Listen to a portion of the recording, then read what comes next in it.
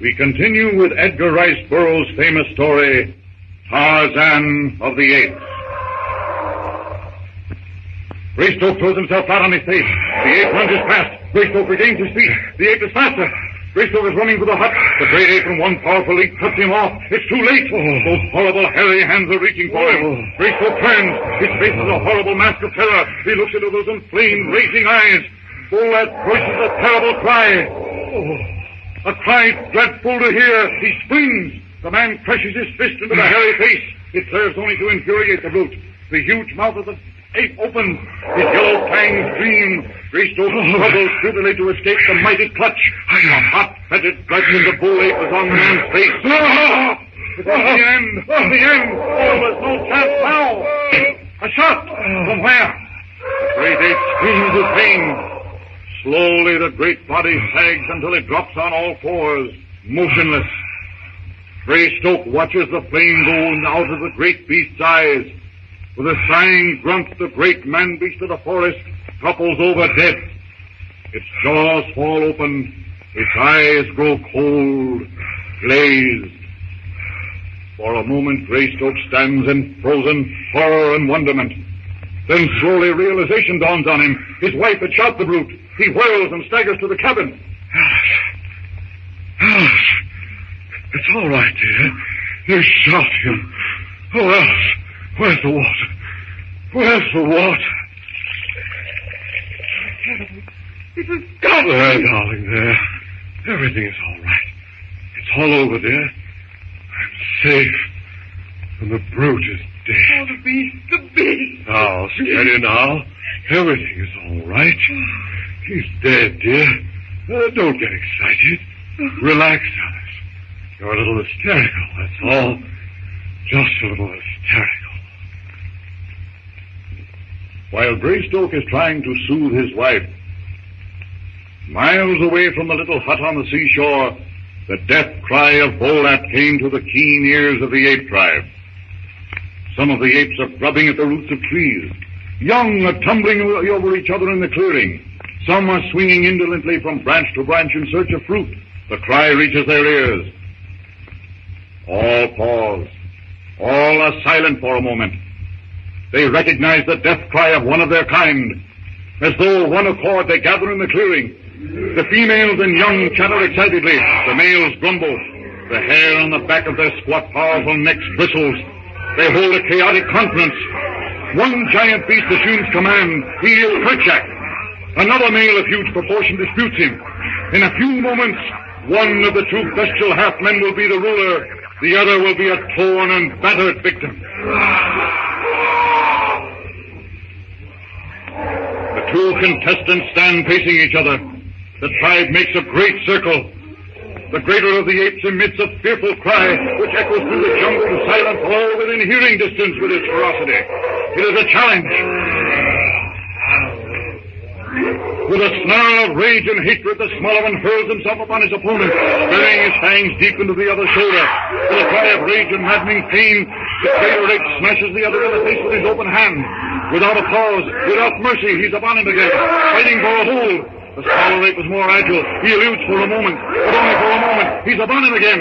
Again the smaller ape sidesteps him out with a savage blow. The greater ape catches his arm, breaks it with a snap. Howling with pain, the smaller ape turns to stand the other brute's charge. He knows it'll be his last. He's still on his feet, only by the intensity of his dogged animal will.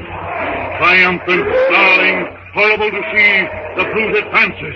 The others attack as futile against him. The fighting arms affect him not at all. With a roar, the great beast is upon him again. Gasping, he sinks to defeat.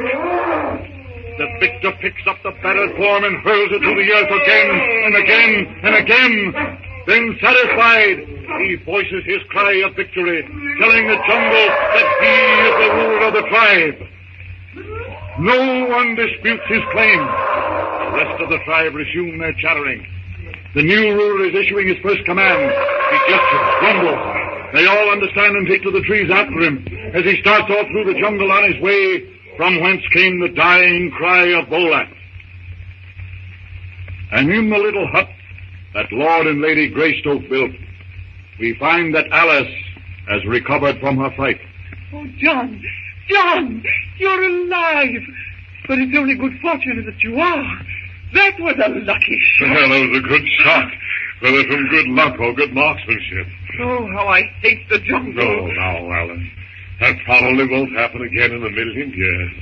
But this is the first time one of those beggars has even really attacked us, you know. Yes, I know. But I'm so tired of being afraid. And I'm even more fearful since the baby came. No, hush, dear. As long as we're in the hut, we're safe. It was foolish of me not to have taken my rifle when I went out. I'll be more careful after this, and there won't be a thing for you to worry about, dear. Not a thing. John, dear, will you please see what's the matter with him? Righto. What is it, lad? Any complaints to make? Is he covered up? To the eyes? Oh, I see. He's sleeping on that wooden doll I made for him, and he finds it jolly uncomfortable, too. There. How's that? Fine. Now go to sleep and let me hear no more out of you. Oh, is that so? Well, tell me about it in the morning. John, have you ever wondered what the baby will be like when he grows up? Very much like any other English boy, I imagine. Oh, no, he won't. Not living in the jungle all his life. Nonsense, dear. He isn't going to live in the jungle all his life. Why, long before it's time for him to go to school, we'll be picked up. It's only a matter of time. 2 years. And not even a sight of a ship. No. I'm afraid that your optimism is commencing to ring a little false. Nonsense. You're just upset after what's happened tonight, that's all. But even if we were doomed to stay here forever, it isn't so bad, you know. We've plenty to eat, and we're comfortable. Yes, I know. But it's always living in fear of the jungle. However, there's no use harping on it, is there? No, of course not. Try to forget about it. Yes. Yes, I must. Would you mind closing the door? Righto. When Greystoke stepped to the door he was never to close, he came face to face with a tribe of brutish, hairy figures. Oh! Alice! My rifle! Quick! In an agony of haste, John tried to close the door in the face of the great apes, but they thrust it open without effort and stood for a moment, blinking in the light. Alice! The rifle! Hurry! On the table! Don't come near! Throw it! No! Don't bring it! Throw it! I can catch it! One great oak topples over dead. The other, maddened with fright and rage, surged into the room, overturning tables and chairs. The gun is wrenched from Greystoke's hand. An ape is peering into the crib. A feeble cry is heard.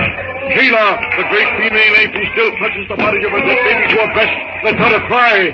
She drops her baby into the crib and snatches the human baby. Clutching little Lord Greystoke to her shaggy breast, she huddles with him in the corner, protecting him from the fury of the tribe as they demolish the contents of the hut. Hours later, the cabin was silent. The jungle had taken its toll. Kayla, the great she-ape, departing, bears alive and wailing the little son of Lord and Lady Greystoke into the jungle fastness, where a strange destiny awaits this boy, who will become the mighty Tarzan of the Apes.